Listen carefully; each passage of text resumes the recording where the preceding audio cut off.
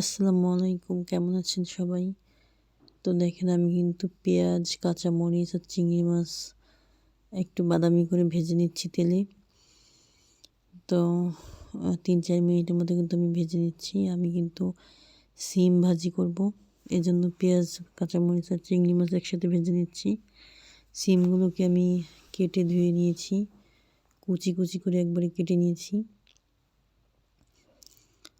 তো আমার চ্যানেলে নতুন হয়ে থাকলে অবশ্যই আমার চ্যানেলটাকে সাবস্ক্রাইব করে রাখবেন।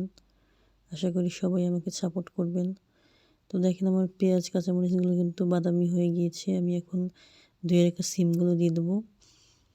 দেখেন আমি সিমগুলো কিন্তু দিয়ে দিয়েছি, সাথে অল্প একটু চাল কুমড়ো ছিল তাও আমি দিয়েছি। এখন পরিমাণ মতো লবণ হলুদ দিয়ে দিলাম। এখন একটু নাড়াচাড়া করে আমি ঢেকে দেবো। ঢেকে দেওয়ার পরে কিন্তু আমি 10 মিনিট পর আবারও ঢাকনাটাকে তুলে আমি নাড়াচাড়া করে দিচ্ছি।